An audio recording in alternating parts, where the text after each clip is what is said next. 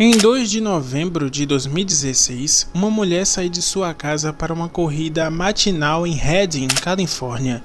3 semanas depois, ela é encontrada à beira de uma estrada, ferida, traumatizada, com o cabelo cortado.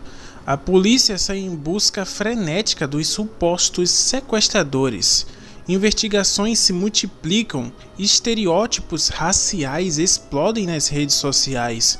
O FBI acaba intervindo, mas o que ninguém sabe é que esta é uma das maiores fraudes criminais que a Califórnia já viu e que levaria anos para ser desvendada. Bem-vindo ao iceberg de Cherry Papini. Neste vídeo vamos descer de um mistério que socou a nação para as camadas mais obscuras desta história, onde mentiras se tornam verdades jurídicas e onde a tecnologia de DNA expõe o que 4 anos de investigação tradicional não conseguiu. Vamos começar do topo, do mais conhecido, e descer até o abismo de coisas que talvez você não saiba desse caso. Camada 1. A superfície. O que todos sabem. O desaparecimento inicial. 2 de novembro de 2016. Cherry Papini, 34 anos, mãe de 2 filhos, sai de sua casa para uma corrida que deveria durar 60 minutos. Porém, ela não retorna. Kate Papini, seu marido, não entra em pânico imediatamente. Cherry era dedicada ao fitness, mas conforme as horas passam, nenhuma mensagem de texto, nenhuma ligação, seu telefone vai direto para o correio de voz. Ele avisa a polícia e então a busca começa. 22 dias depois, 24 de novembro de 2016, dia de ação de graças, Cherry é encontrada à beira da Interstate 5, a 150 milhas de distância de sua casa, sozinha e ferida. Seu relato para a polícia é perturbador. Ela havia sido sequestrada por 2 mulheres hispânicas, mascaradas.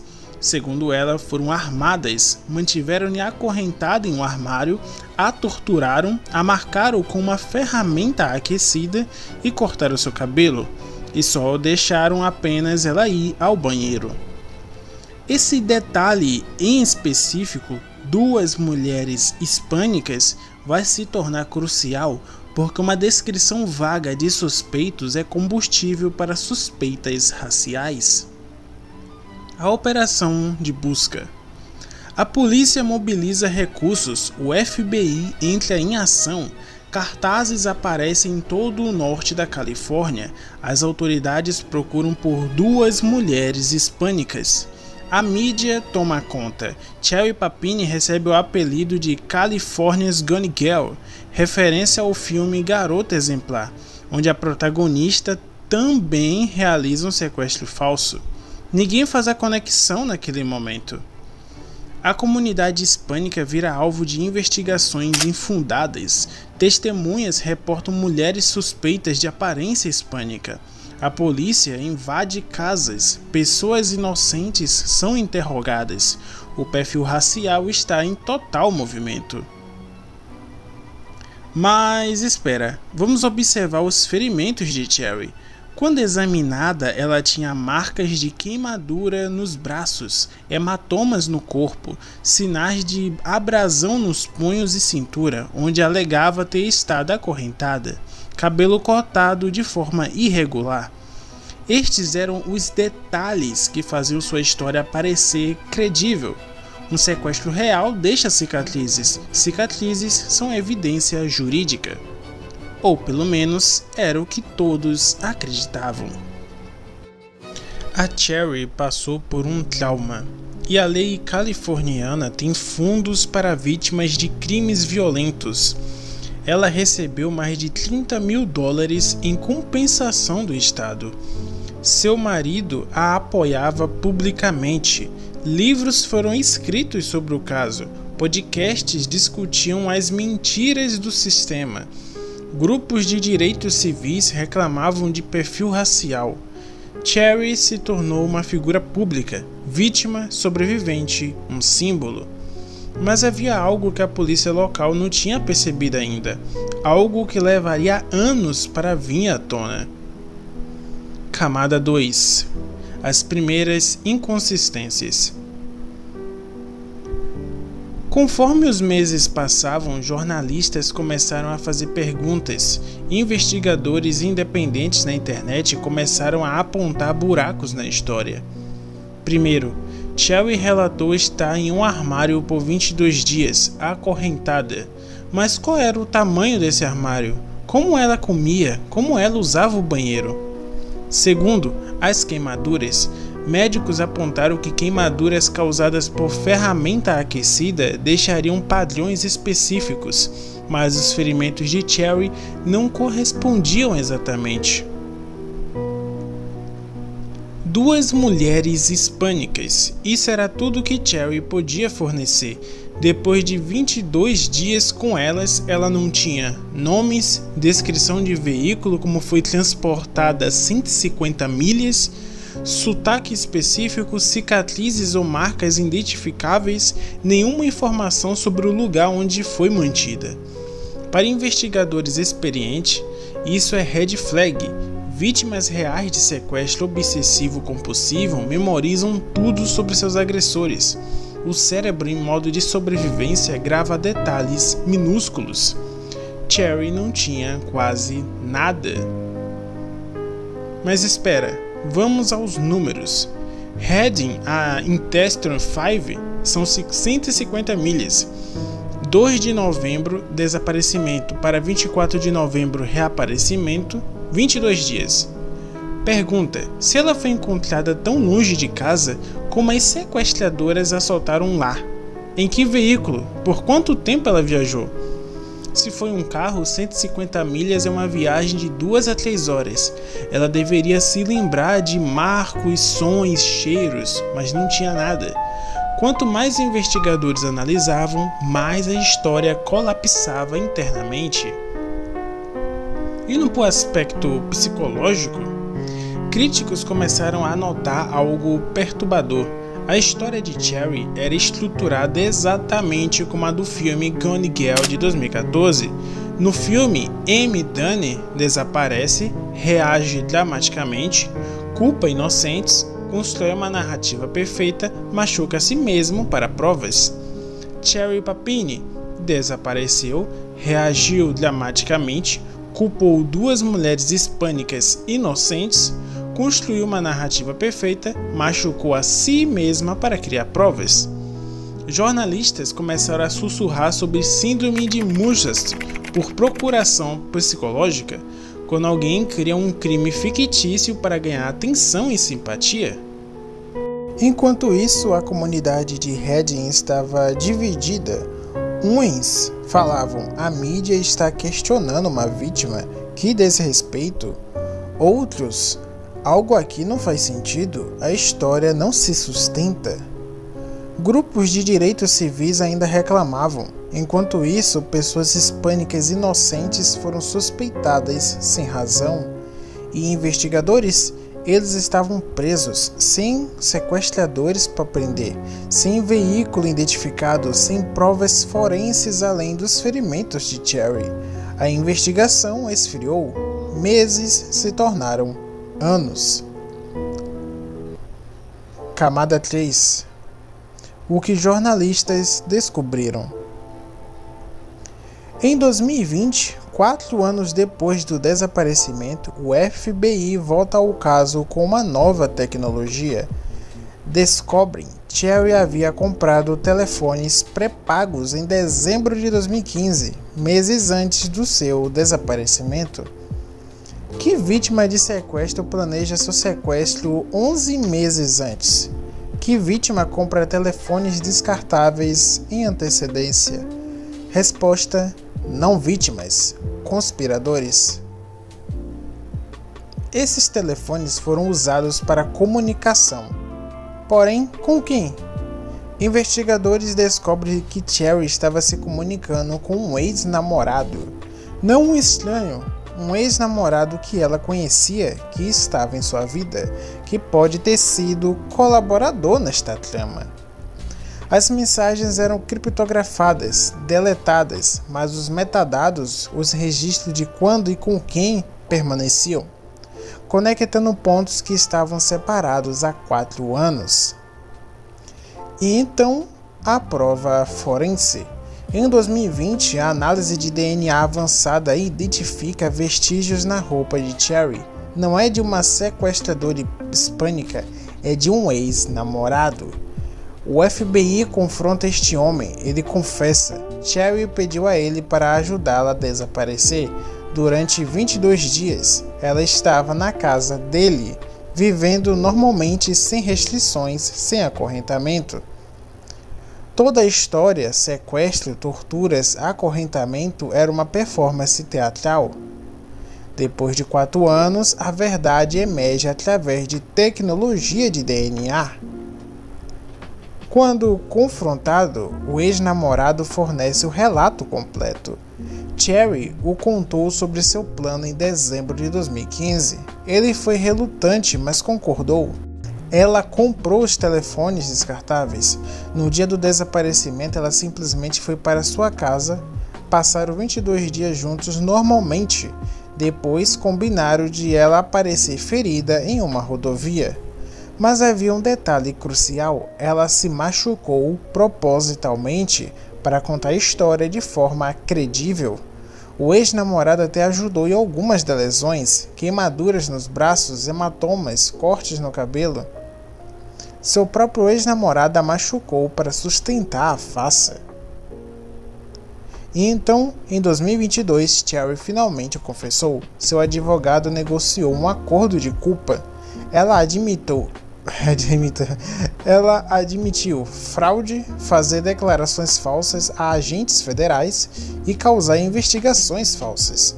Em troca, enfrentaria uma sentença reduzida. Os promotores pediram 8 meses de prisão. A defesa pediu 1, mas o juiz ignorou ambos. Camada 4. O abismo, as consequências e mistérios remanescentes. Em setembro de 2022, o juiz William B. Schuber profere sentença: 18 meses de prisão, muito mais do que as recomendações de promotores e defesa. Por quê? O juiz declarou que a farsa desperdiçou milhões em recursos federais, investigou inocentes, alimentou estereótipos raciais e interferiu na justiça de forma sistemática.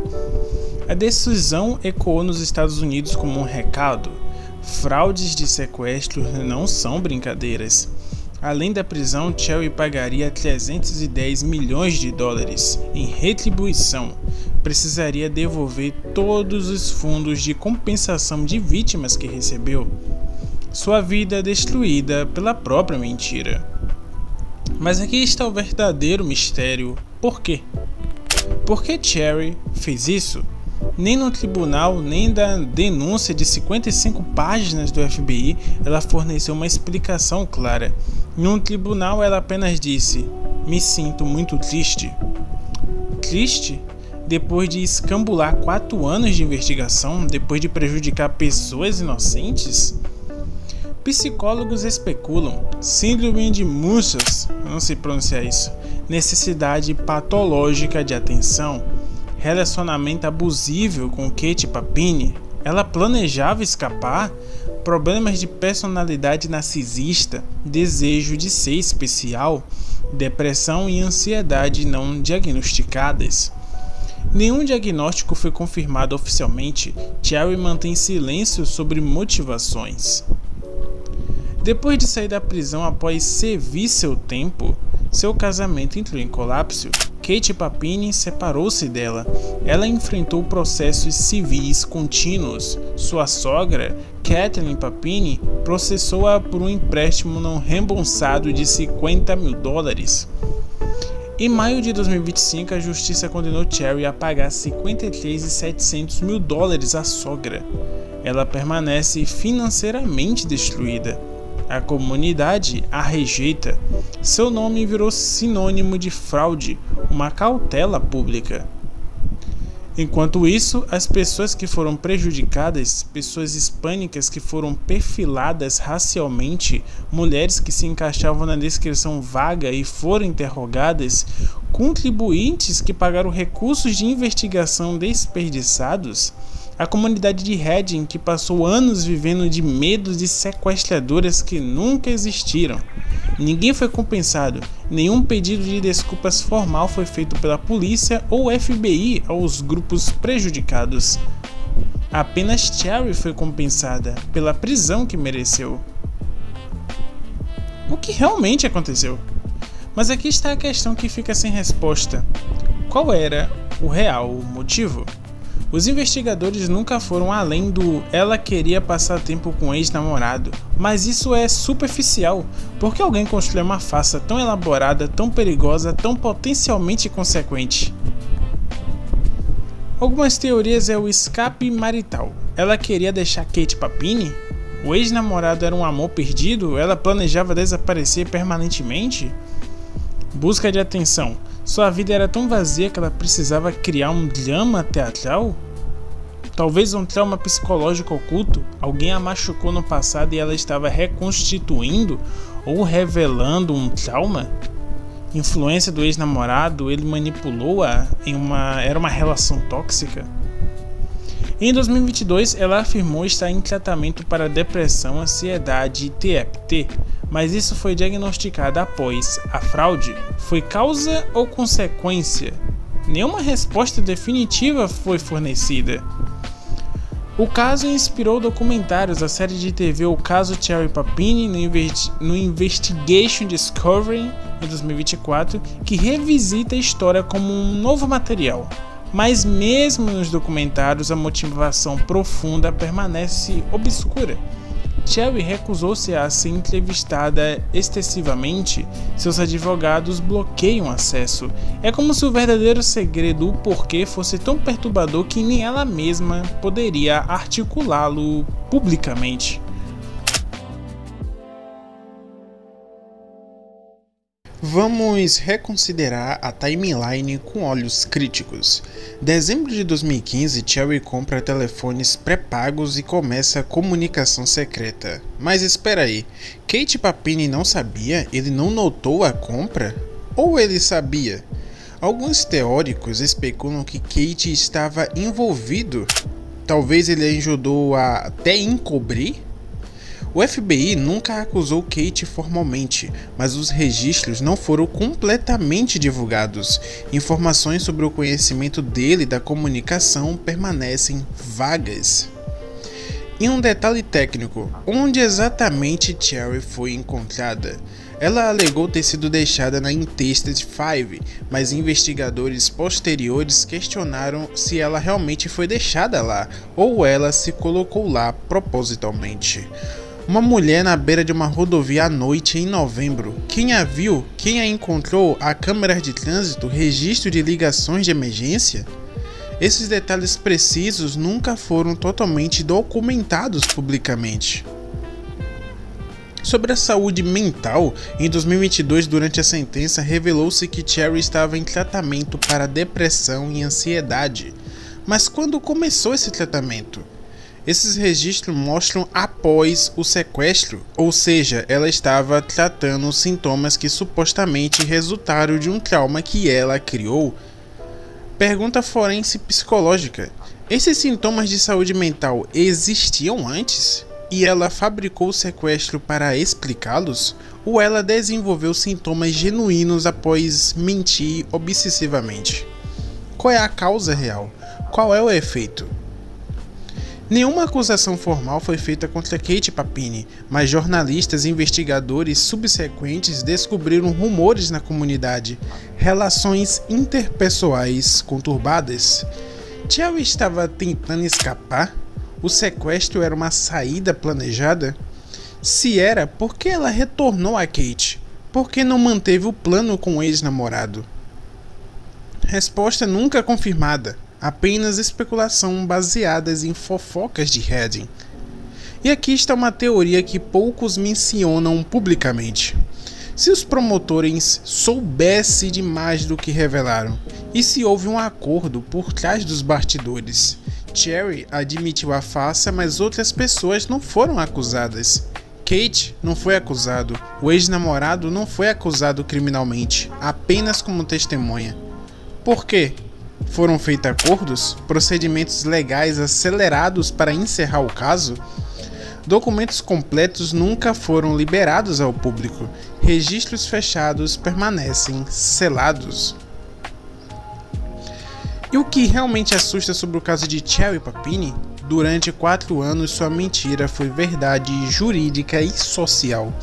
Pessoas foram investigadas por um crime que ela cometeu, dinheiro de contribuintes foi gasto em busca de sequestradoras fictícias, estereótipos raciais foram reforçados e a confiança em instituições como polícia e FBI foram prejudicadas. E tudo porque uma mulher decidiu contar uma história. A questão que fica é quantas outras histórias podem estar sendo contadas agora? Quantas investigações estão em andamento baseadas em narrativas que podem ser falsas? Nós confiamos em vítima porque devemos, mas esta é a toxicidade da Cherry Papini. Ela danificou essa confiança estruturalmente. Cherry Papini hoje mantém silêncio praticamente completo. Nenhuma entrevista, nenhuma confissão profunda, nenhuma explicação das motivações. Após 18 meses de prisão, depois escuridão. Ela desapareceu novamente, desta vez propositalmente. E talvez, apenas talvez, esse seja o desfecho mais assustador desta história. Não uma resposta, não uma resolução, apenas o silêncio. O caso Cherry Papini é um iceberg porque quanto mais fundo você mergulha, menos certeza você tem. Na superfície, uma mulher sequestrada, trágico, claro. Um nível abaixo, inconsistência e suspeita. Mais profundo, fraude deliberada, conspiradores identificados. E no abismo, motivações obscuras, questões sem respostas, lacunas legais, silêncios ensurdecedores. E na base onde ninguém consegue ir, a verdade psicológica, o verdadeiro porquê que Cherry nunca revelou e pode nunca revelar. Este é um caso que desafia o fechamento, uma história que não termina, apenas para. Se você gostou deste formato de análise profunda em camadas, considere se inscrever. Existem muitos outros icebergs criminais, histórias que descem progressivamente em mistério. Obrigado por mergulhar comigo no abismo de Cherry Papini.